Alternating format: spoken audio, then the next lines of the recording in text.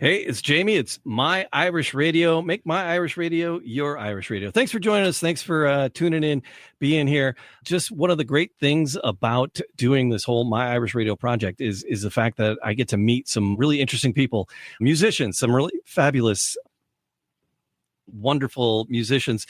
And we kind of open the doors, say, hey, send us your stuff. And people started sending us their stuff. And I'm like, I gotta talk to these people, because it's just, there's some interesting stories out there. Everybody has a great story to share. And we like to do that. So, but before we get into our guest today, what I'm going to ask you to do is like, subscribe, ring the bell, leave a comment, more so even tell your friends. My Irish Radio, myirishradio.com. And you can always email me at myirishradio@gmail.com and get connected that way. Always open doors for people who want to host their own shows. You can talk to me about that. And we're on 24/7. You don't have to listen 24/7. I'd love it if you did. But the thing is, we're here when you need us, right? So Irish Celtic music 24/7. We're there when you need us. So that's kind of the whole plan behind the thing. And like I said, we open the doors, filling the library with music. We're up to, I'm like about 6.5 days of music that it'll play nonstop without hearing the same thing twice. Theoretically, computers are, yeah. All right. But so about 6.5 days, and opened the doors, invited people to share things with us. And one of the bands that opened the door back and said, hey, can we come into the party? Were the Wild Colonial Bhoys.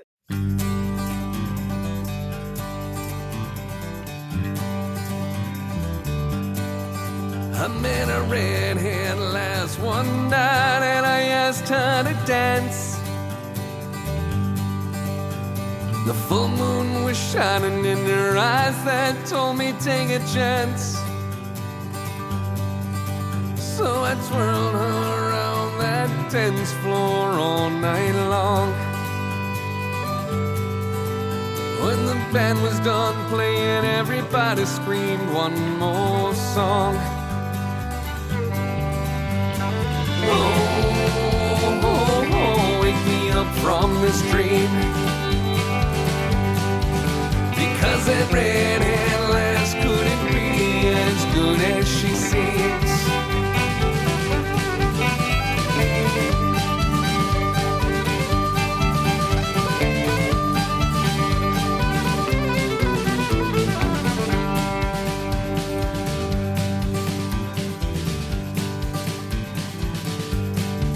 I met a redhead lass one night in Dublin town.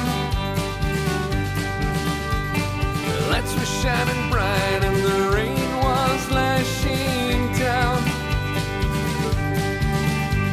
I asked her her name and she whispered it to me. I could smell her hair as she whispered so softly.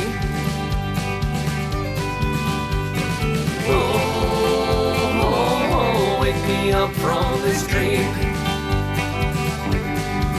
Because that redhead lass couldn't be as good as she seems.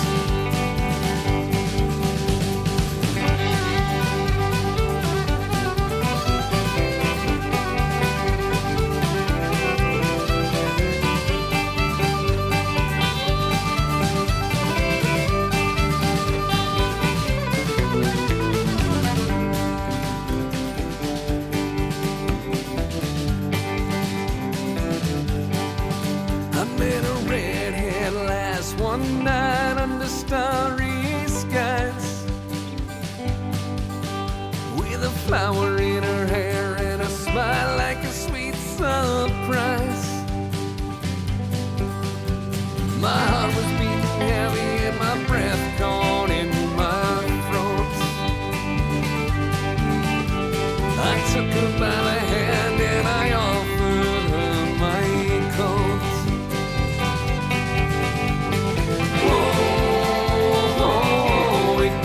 From this dream.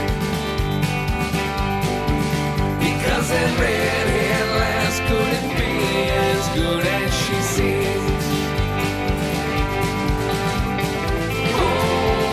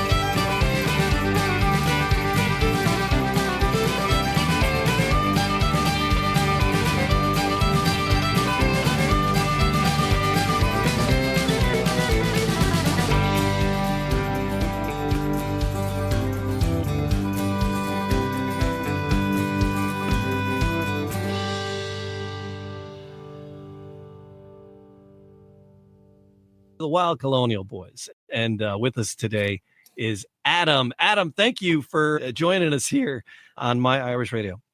Truly my pleasure. Thank you very, very much for having me. So we want to talk a little about the Wild Colonial Boys and how you guys got together, why you do Irish stuff, Celtic stuff, and all that. But before we do, Adam, tell me about your childhood. Okay.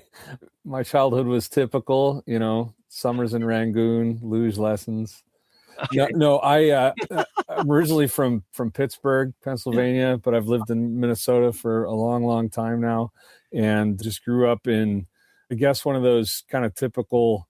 It's not even large. We had six people in my family, 4 kids, so not even a large Irish Catholic family. But, Sure. Same as mine. That's 2 boys, 2 girls, mom and dad. Yep. You know the drill. Oh, so, yeah. Okay. I hated Irish music as a child. Absolutely. Oh my, hated okay. it. All right.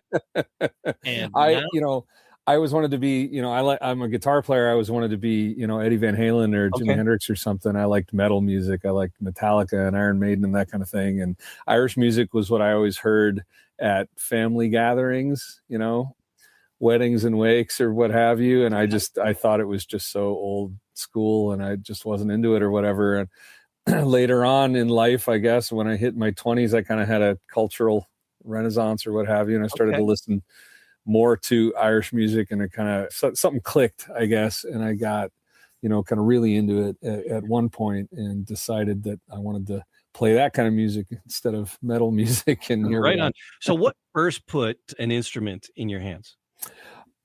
I can tell you it was and I sense we're about the same age, Jamie, so maybe you have this memory as well.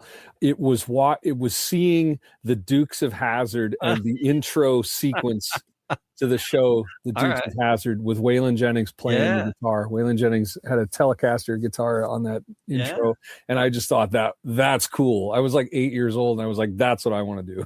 Oh man, right? That's what it was. Okay, and then this Christmas birthday, you ended up with an axe, and I was all over from there. Kind of, yeah. I got my dad had a guitar that he was taking lessons on, but he didn't really do it for very long because he was busy with work or whatever. And this guitar sat around. And my parents said, why don't you, take the guitar and go take some lessons. And I was only a little kid, and it's been my whole life. Right on. So you said in your 20s, you had that renaissance where you started getting into the Celtic music and the Irish stuff. Is that when did the Wild Colonial Boys form?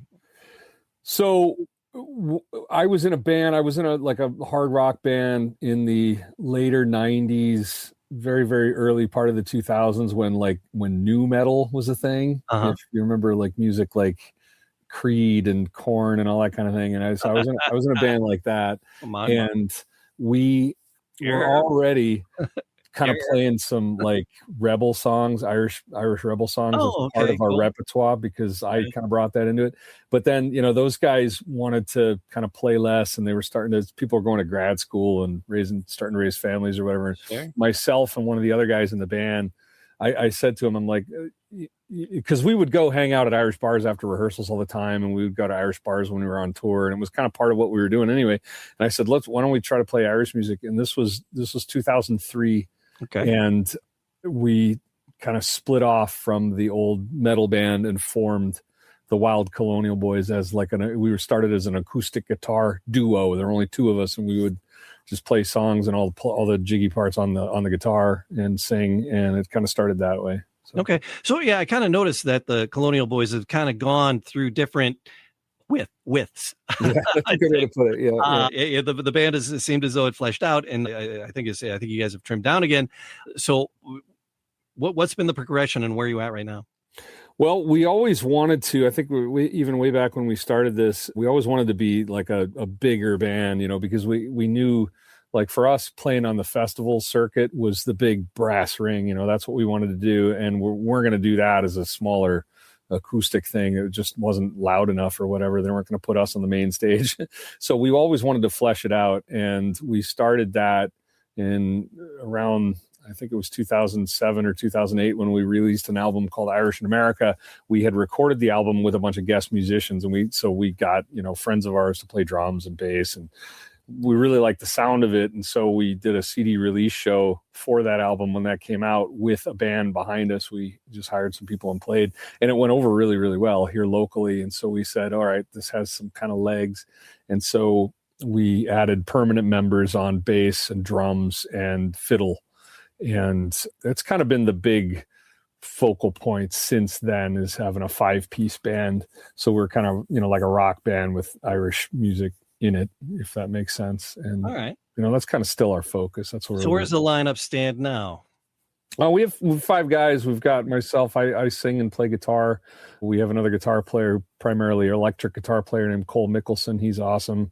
Fiddle player named Sammy James. We've got our bass player, Andy Schuster's been in the band for a long, long time.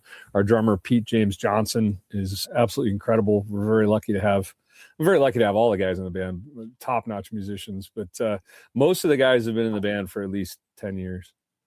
Okay, right on. And then we're here at the Podcast Your Voice Studios, where we produce the My Irish Radio.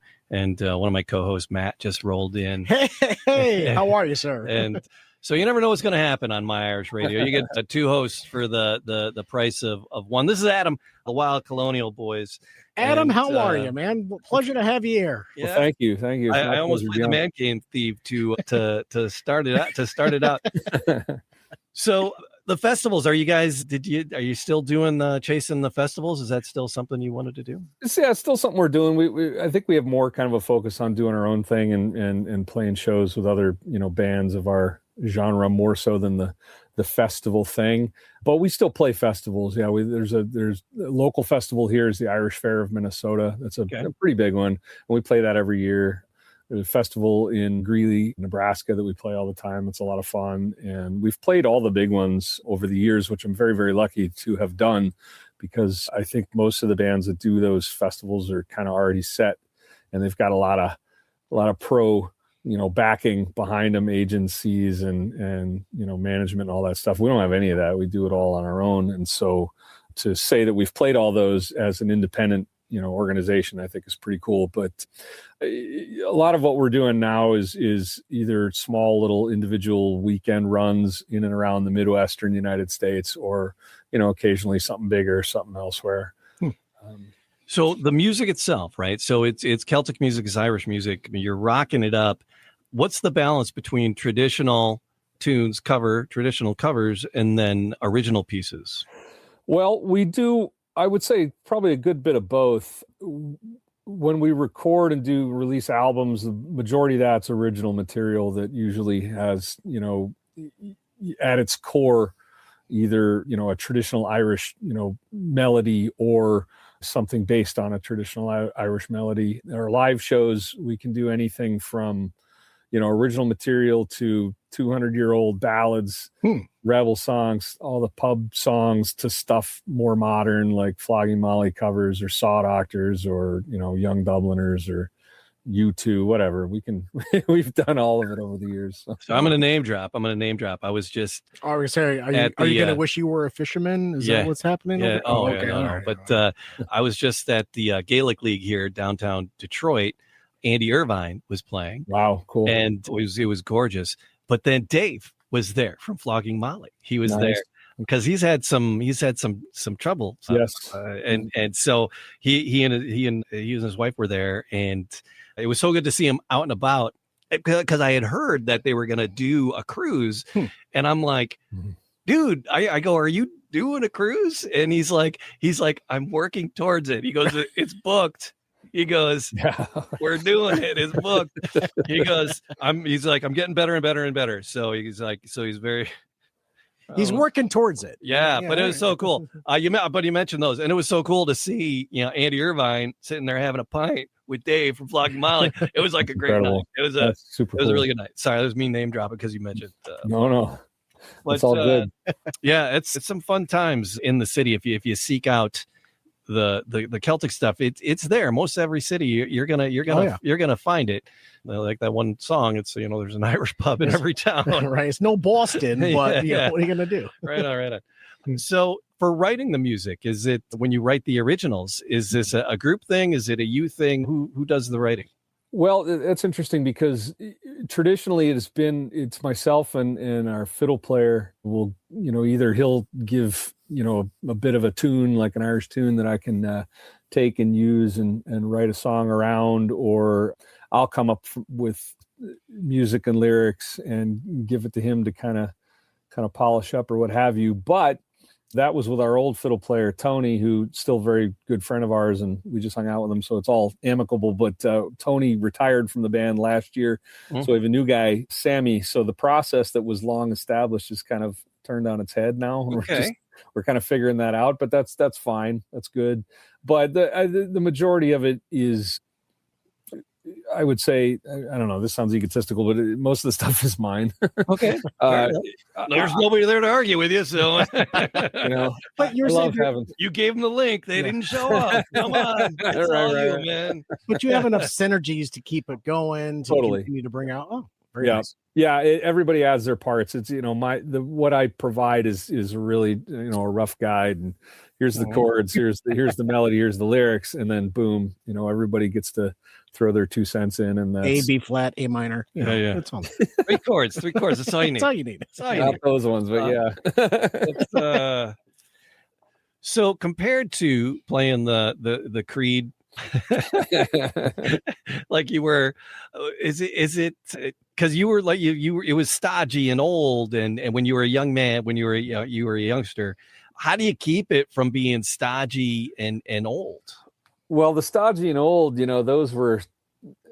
that's like Take Me Home Again, Kathleen, and all those old, kind of very stodgy ballads. We got a couple in the playlist. You need them in there. All right. So those of you that are listening, okay, stodgy, help me understand the word stodgy. He knows. I don't. That's why my hand is up. It means, very kind of just old fart stuff. Exactly. Old fart. Okay, like stuff like me. Yes. All right. Old fart. Fair enough. I like an old fart.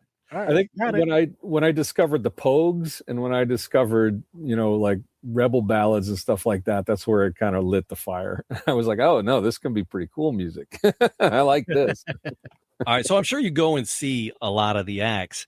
Is there a favorite performance that you've ever, like, from an Irish? What's been your favorite performance? Big or small, new or old? I saw Flogging Molly with Social Distortion in Minneapolis. It was nice. pretty cool. Yeah. That was really, really good show. I've seen Flogging Molly a number of times. The Young Dubliners are a particular favorite of mine, and I'm really happy to say that we've toured with them a number of times, and they're good buddies of ours, and we're playing again with them in February coming up, which I'm excited about. So they're always my favorite because they can bring it. Let's see here. There's a band I really want to see coming up that I'm going to miss because, of course, I have a gig, and that always happens. But if you've not played The Scratch, you should find The Scratch. They're amazing. They're from Dublin, newer thing, just kind of catching on in the last couple of years, and they're awesome. And supposedly live, they're amazing. All right. So they're coming through the States? Yeah. They're playing a very, very small little club in Minneapolis. Nice. I got to see if they're hitting the Detroit area. Yeah, for sure. I know they're going to Denver after Minneapolis, so maybe they're in Detroit somewhere before that. But is that early February? I think it's very early February. Do some skiing, I gotta chime in. Scratch is killer. All right, so pilgrimage to the homeland. Have you been to Ireland? Once or twice, yeah.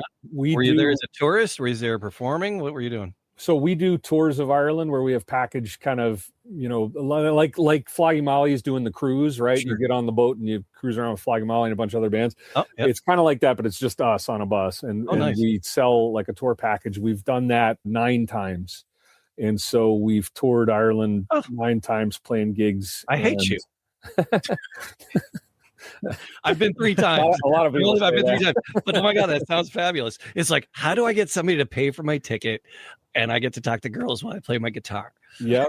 I know. I got On the wired. And freaking dead. You, sir, are a genius. You just said something, and you said "us on a bus." That sounds like a song ready to be wrote. That's- Right Can I, there. can I Us on write the that bus? down? Can I say Yeah, that? us on a Us on bus. a Write bus? that down. I'm gonna.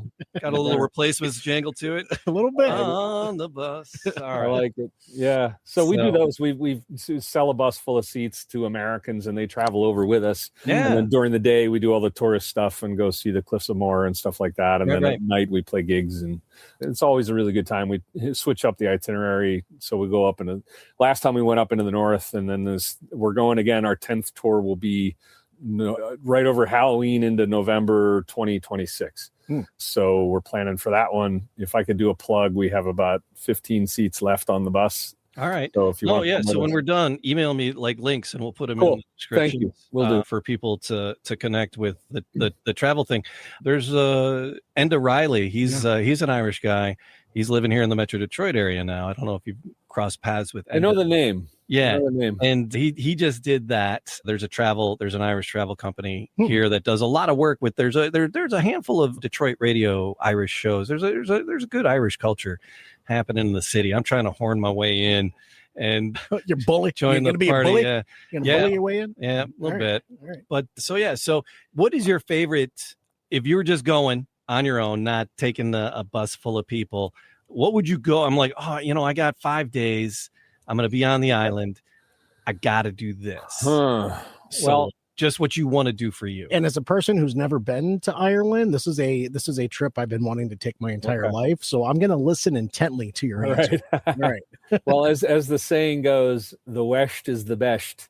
So I'd get first of all, I mean, if this is not to slag anybody from Dublin, and Dublin's great and all, but get out of Dublin, and that's real Ireland is out of Dublin. In the West. The West is the best. Galway, Mayo is gorgeous. Up into the northwest, into County Donegal, is some of the prettiest landscape in Ireland. The hills of Donegal. Yep, exactly. That's really, really pretty. Great crack, as they say. I prefer. I like Belfast a lot. I've spent a lot of time in Belfast in the past, and I was, I'm really into. I like history and stuff like that, and so the history of the Troubles and all that were always very compelling to me, and so I studied a lot of that, and seeing a lot of the places where that stuff happened is sobering and very rewarding at the same time. So I like the North.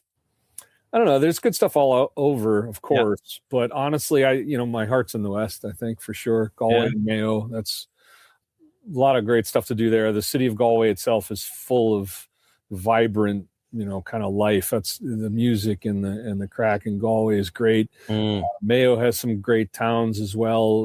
Castlebar or Westport is a lot of fun.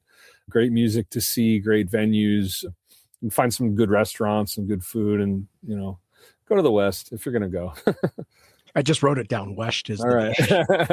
Is the best. West is the best. If I were doing it, I would need to, because I don't know if we talked about it, but my family's from County Down, the city called Annalong at the Up down. That's it. At the city of the Mourne Mountains there. Yeah. And still got family over there. Awesome. And I got all kind of name dropping to do if you but I want to spend a little time with my family. And then I would do Belfast again, and then over to the hills of Donegal. It's just in Donegal. It's just, I was enamored with that little city. It's just the little circle, the square. There was a pub, and I went into it, and it was like, there was a band, and then the band did it, and then there was a DJ, and the band was like trad, and then the DJ was just like pop, dance, techno-y kind of stuff. And I was like, man, did they do this for me? It's like, because it is always all about you. It is all of me. So those would be my must do. Just surrender. I don't need to, because I've done a bunch of the touristy things, and I would do those again. I would probably start in Dublin and hang out at Trinity College, just because the English major, just absorbing the books and being in that hall of that library, that hall of books. It's just that smell that it's like there's nothing like it. And Trinity College is just amazing. So that would be my first stop. And then I'm done sniffing the books. I'd be heading up north and having some tea with my family. There you So go. that would be my dream trip. If I do another, I'm doing another one, but I'll be with Colleen. I don't know if I get to do what I want. You go with your wife, you don't. I got a sweet Colleen. Oh, she's sweet. All right, Come on, we'll honey. leave it at that. Come on, honey. Let's go sniff some books. Let's Come go. on, Yeah, babe. Let's go. It's a hard sell. It's a hard sell. So, all right. So here was my favorite thing, and one of my favorite thing, my favorite Irish concert. I asked you what yours was. Here was my favorite one, was in Ireland, and I got to see Christy Moore. I've seen him twice in Ireland. One was in the Black Box I think that's in Dublin, but the other one at just a community hall in Lisdoon, Varna. And so he played Lisdoon in Lisdoon, and that was it doesn't get any better, right? Didn't you see Christy Moore here in the States? No, he hasn't. Right. I don't know if he's ever come to the States. Oh. But he hasn't been in if he ever came, it was in the 70s at best. So he's been pretty pissed off at us for a while. I'm caught up now. Thank you. He's not a big fan of us and our hamburgers. He tells us where to put our hamburgers, right? But that was great. And then I got to meet him after the show and say hi. And wow, that's awesome. Shake the man's hand and say thank you for the music and the song. So that was great, and I thank you for the music and the song. I missed that part. Wild Colonial Bhoys. Yeah, I'm going to play some tracks to lead into it, and I'll play a couple tracks to lead out of this when I edit it all down. I need some more though. I only have a couple. I only have a couple from you guys. Yeah, I'll send you some stuff. I'd like to add a few more to the library, into the repertoire, if we could. I was going somewhere else with this. Your music, right? Yeah, because that's what we wanted to talk to you about, you and your music. So how much music is out there? What is your discography, and what is available, and where is it available? Well, all the usual places online, Spotify, Apple Music, all that good stuff. So you're making shit tons of money off of Spotify. Yeah. Me and thank you very much. Who was it that did the famous? It was Peter Frampton. I don't know if you ever saw that. He displayed a check that he got from Spotify for his royalties for like 1 million plays of Do You Feel Like I Do, or whatever it is. It was like $1,000 for like $1 million plays. Yeah. But it's like, it's worth the time. Yes. No, but they just did the rundown of like the most played songs on Spotify in the last year, and it's like billions of streams. Yeah, it's like billions of streams, and one of them was like Bruno Mars and Lady Gaga, right? Or something like that. And it's like they each got like about $3 million. Yeah, because it was like 7 billion streams. That's ridiculous. Yeah, so it's like, who the hell's listening to that much? It's wild. Are there that many ears in the world that are connected to? Apparently, they are connected to Spotify and streaming the Bruno Mars and the thing. But it's crazy that kind of money is going out to people, and they don't freaking need it. Taylor Swift was up there with another, bazillion streams and millions of dollars. And she made the most on a tour ever in the world of anybody ever in the history of, our good Lord Jesus. What are the cores? What are their numbers? Yeah. I don't know. But it's interesting that small guys don't get they can't, make that a little more equitable for how hard it is for you to put out an album. To get a little bit more of that pie, so you can make more music, so they can have more listeners, right? Sure. So it wouldn't be an unselfish thing for them. I don't know. Maybe I should go talk to the board, right? What do you think, Adam? Please let me know. We'll get a meeting and we'll figure that out. So, but besides listening on the streaming service, is it on Amazon? And can people buy like discs on your site? You can still buy discs through. I think they're on Amazon. Yeah, you can buy digital streams if you'd like digital copies, and that would be great. But it's a double-edged sword, the streaming thing. It's we get a pittance, but it's still better than it would be if we had no streaming. Little bands like Wild Colonial Bhoys, we wouldn't have a career. We wouldn't have the opportunity to to reach anyone. So for me, it's kind of like, well, it is what it is. And if there's a little something off the top that we can use to pay for the website or whatever, then great. Mm-hmm. But at least our name's getting out there, I suppose. Yeah. Are you a musician 24/7? Is that what you do? Because I'm a podcaster and a DJ, but I teach high school. Okay. Yeah, no, I've been full-time with music since Yeah, since 2003, I guess. Oh my God, You God know, love basically, well, I'm unemployable at this point. You know, Yeah, so right. nobody's going to hire me. Yeah. But yeah, we've been, the band has been keeping us busy, which is So great. what is it for you as a small guy, as an independent, basically? Where is it? Is it merch? Is it the gigs? Is it gigging? Is it grinding it out at shows? I mean, where are you, making the mortgage? It's well, I'm married to a wife with a real What job. mortgage? Oh, Oh, yeah. it's free and wife- clear, baby. He's got My a wife wife. has the insurance. All right, you're a kept man. All yeah, right. yeah, basically. play. But if I were on my own, I'd probably be able to afford a small studio apartment somewhere in a tiny town. But Sure. it's merch. It's really the gigs, and it's getting out there and playing. That's the only ways to make money at it anymore. I think it's bands are trying to find other revenue streams and have been doing. We have a Patreon program. It's another plug for you. You can sign up on our Patreon thing, and we do a song project a month where we'll record a new song and release it just to our patrons. And we do all sorts of goofy, stuff that we wouldn't normally do, but just, for fun. Like, we did, what have we done? We did Men at Work recently or like we're working on a Mark Knopfler tune right now, just stuff to, make it a little bit exciting for people and some exclusivity if you sign up for our Patreon thing. So there's some money in that. We do get some royalties from Spotify, like I said, not a ton, but Get you the gas to the gig and that kind of stuff. A lot of the guys in the Wild Colonial Bhoys play in other bands too. Okay. So that's all part of it. I think everybody in the band is a full-time professional musician. So wow, that's cool. You work where you can. I host pub quizzes. I do voiceover work, and you wear a lot of hats. Yeah, sure. Oh yeah, it's the hustle. Always hustling. You saw me before we started. I was hustling with a new client here for the Podcast Your Voice studio. So yeah, all right. So Adam, anything else we need to know about the Wild Colonial Bhoys? Give us a listen. We hope to pique your interest and give you something to find in our music that you enjoy. All right. What's the one-stop shop on the website for you? wildcolonialboys.com, BHOIS, or I think we own BOYS too, for those who can't spell, but BHOIS is the band name, named after Glasgow Celtic. Yeah. Give us a listen, and hopefully we'll come to your town and play some music, make some glorious noise, have a few pints.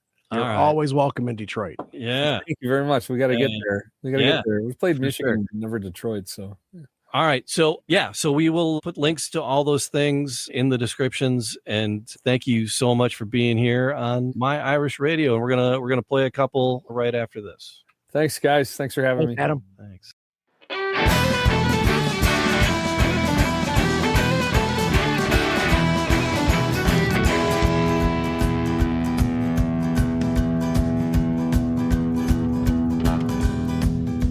In 1832, the king in Sugar Town, the iron horse was adding ground.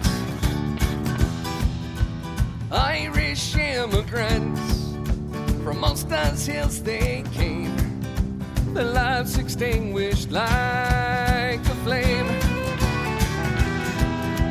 No one really knows what happened in the cuts. They once were there and now they're dust. Mr. Duffy's men made sure the job was done. From 57 souls to none. The paths across the waves led to an unmarked grave, working on the railway. Victims of disease were struck down on their knees, left to die beneath the trees.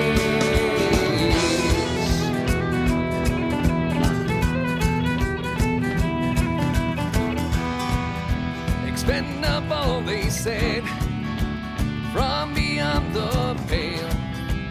What's another wretched gale?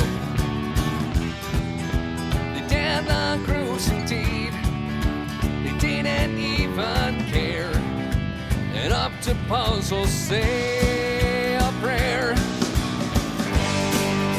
The paths across the waves led to an unmarked grave, working on the railway.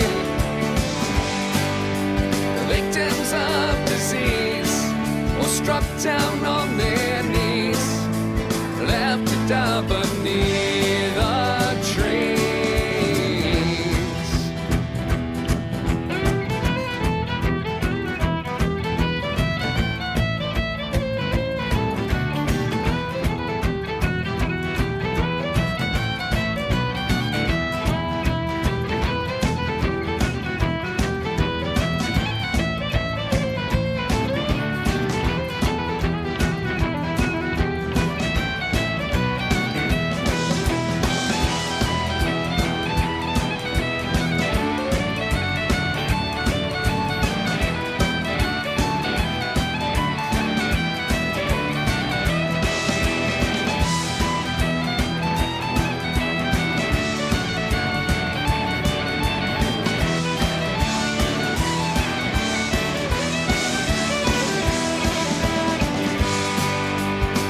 Across the waves led to an unmarked grave, working on the railway.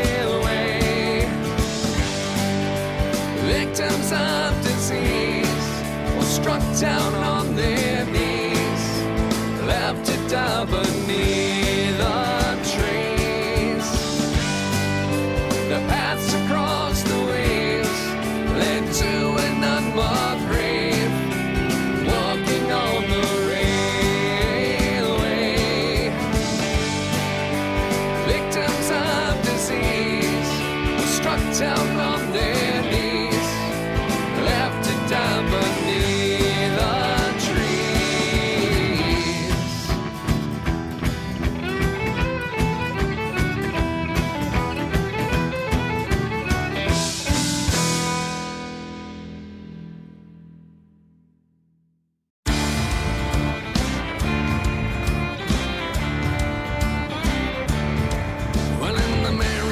June. From my home I started that the girls of June, so nearly broken-hearted saluted Father dear. Kiss me darling mother, drank a pint of beer, with grief and tears was smothered then up to meet the court. Leave where I was born, gonna stop the ground to banish ghosts and goblins, run new pair of ropes to rattle over the bog, writing all the dogs on the rocky road to Dublin. 1, 2, 3, 4, 5, hunt the hare and turn it down the rocky road, all the way to Dublin. What Falani-da.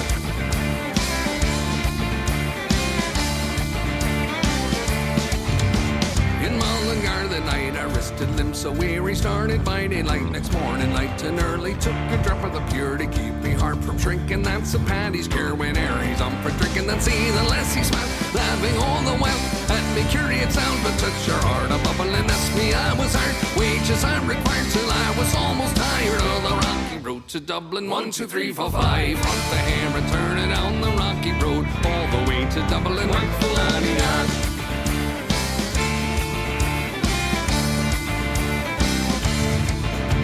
In Dublin next arrived, I thought it such a pity to be soon deprived of view of that fine city. Then I took a stroll, all among the quality bundle it was stolen. All a neat locality, something crossed my mind. When I looked behind the bundle, could I find upon me stick a woman and wiring out of the road. He said, "Be Connacht Road wasn't much in vogue on the rocky road to Dublin." 1, 2, 3, 4, 5, hunt the hare and turn it down the rocky road, all the way to Dublin. What Falani-da.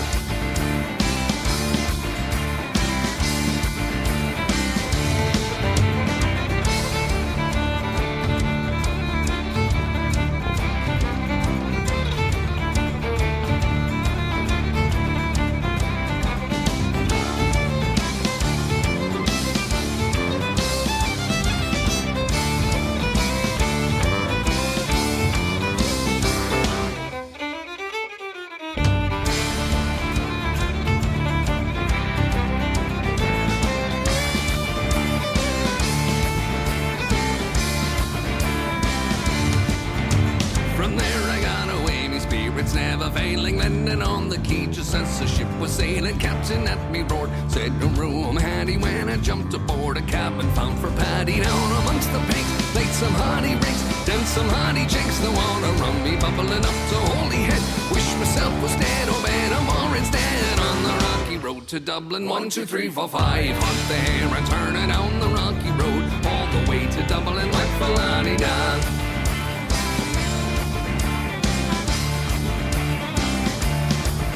Well, the boys in Liverpool, and when we safely landed, called myself a fool. I could no longer stand it, blood began to boil. Temper I was losing, moral errands out. They began abusing her raw me sauces I should lay. They had to buy some Galway boys for dying, saw that I was hobbling with the loud hooray. Joining the affray, barely cleared the way on a rocky road to Dublin, 1, 2, 3, 4, 5. Hunt the hare and turn it down the rocky road, all the way to Dublin, like Falani now.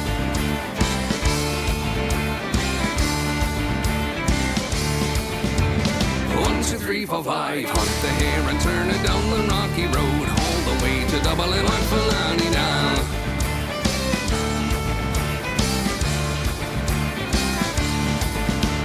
1, 2, 3, 4, 5. Hunt the hare and turn it down the rocky road, all the way to Dublin, like Falani down.